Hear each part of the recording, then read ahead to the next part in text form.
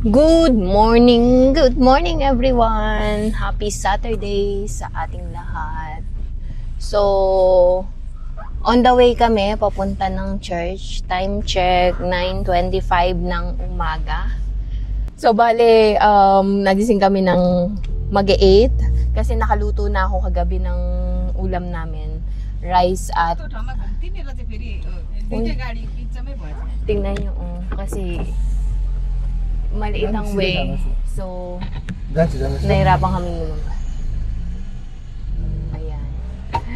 Pasensya na putol, naudlot ang ating ano nga ba yung sinasabi ko? Kalimutan ko na agad. Ayun.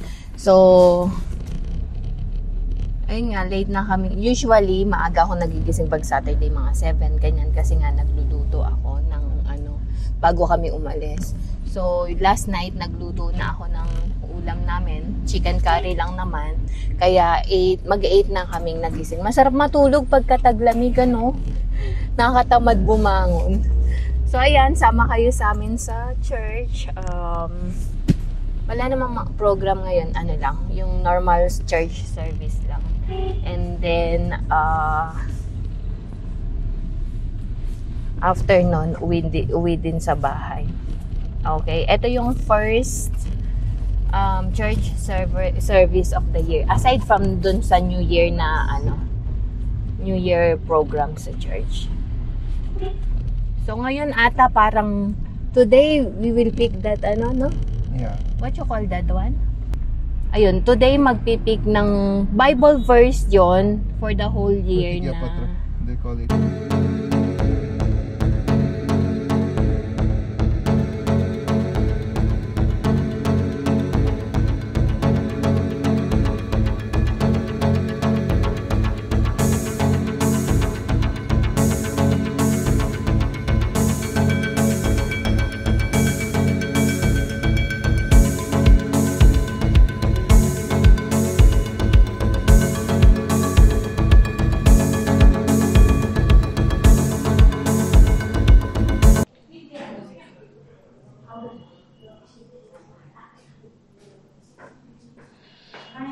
So, ayan, nandito na kami sa church. Mag-start ang service ng 10 o'clock ng umaga. So, time check nasa 9:50. May 10 minutes pa. Kanina nagpa-practice yung choir. So, may communion ngayon. Ito yung first communion for the year of 2020. For the year of 2025. Tapos, katulad nga ng sinabi ko sa inyo kanina, merong yung kukuha ng Bible verse. Tapos iyon ang magiging parang ano ba tawag doon? Yung memory verse mo or maisasabuhay mo sa buong taon. Ganon. So, pakita ko na lang sa inyo mamaya kung ano yung makukuha natin. Okay? So, maya naman ulit. Okay, magsimula na yung service. Mauna yung praise and worship. Ito ang nagaganda. Say hi. So, ito ang room namin. Okay?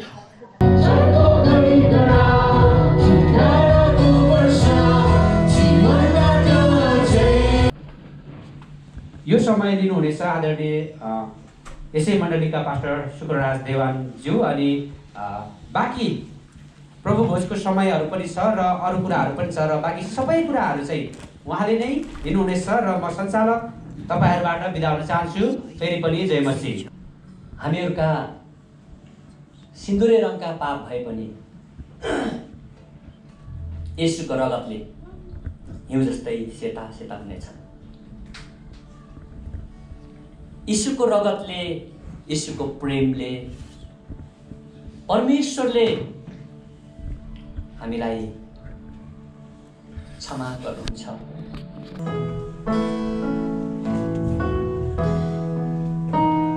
हामी प्रार्थनामै बस्नेछौँ। प्रार्थना गर्नुहोला, तपाईले दिनुहोस् है।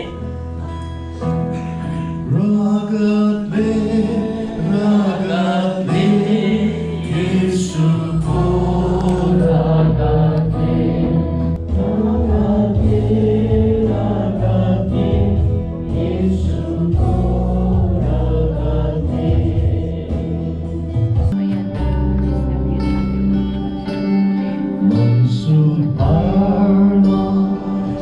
So, ayan, ang tawag dyan is yung pratigya patra. Pratigya means promise and patra is note or letter. So, every year, January 1st ng January, ginagawa siya dito sa church. So, ngayon, ito yung nabunot, hindi siya nabunot, ito yung napick ko na for the whole year, parang New Year's resolution taas sa atin. Yun yung ifa-follow. Yung parang magiging basihan or anong tawag doon? Yun yung parang magiging New Year's resolution ko. Parang ganon. So, ayan. Bali, lahat ng kahit mga bata, meron din ganyan. So, pakita ko rin yung nakuha ni Santos at saka napili ni Santos at saka napili ni Champ. Ayan, tapos na yung service. So, time check, 12:25 na ng hapon. So, pauwi na kami. Pakita ko sa inyo mamaya. Ay, hindi. Nakita nyo na pala kanina nung sinerge ko kung ano yung ano. So, mamaya na lang ulit. Tapos na service. May libreng tsa. Doon sa taas yung mga kids, pre-teens, ganun. So, magkahiwalay ang adult at saka yung kids. Yeah! Hello! Happy New Year! Thank you! So, she is Jessica Fufu. Yeah, thank you. Okay.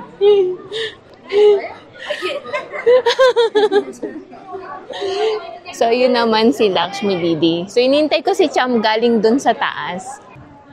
So, ayan. Check natin kay Cham kung ano yung nakuha niya. Okay. What is this? Yes, कारण म तिमीहरूलाई भन्दछु तिमीहरूले प्रार्थनामा Transfer. In English? Which one? विश्वास राख र त्यो विश्वास राख What you get? It means like whatever you Verse. do the prayer. Marcus, I don't know. Marcus, what? There, 11:25. 24. 24? Mark 11:25. 24. 24.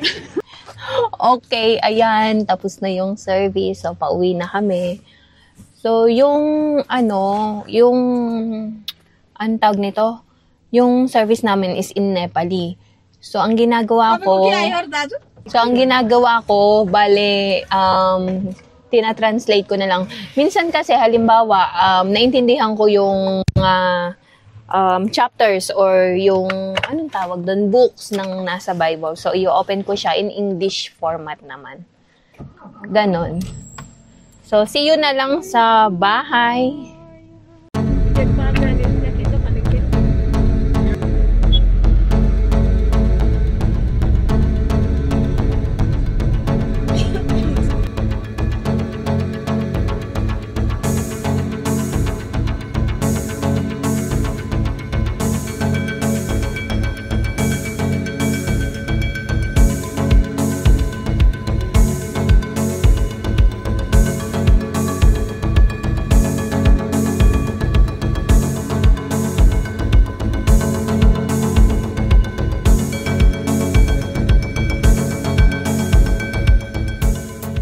Okay, nandito na kami sa bahay. Punta na tayo ng kusina. Gutom na ako.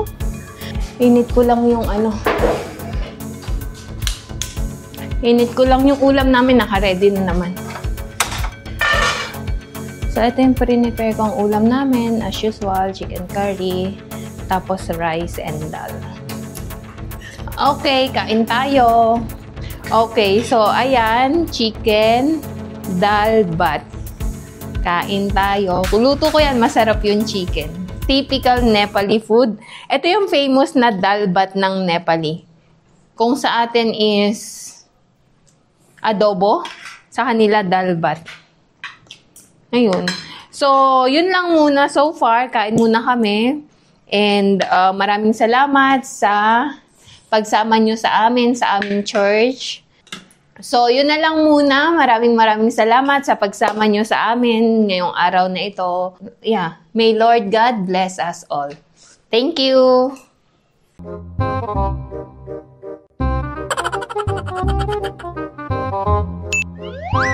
Ginagawa mo! If you like this video, please consider subscribing to our YouTube channel, SL Nepal. Thank you for watching. Have a nice day.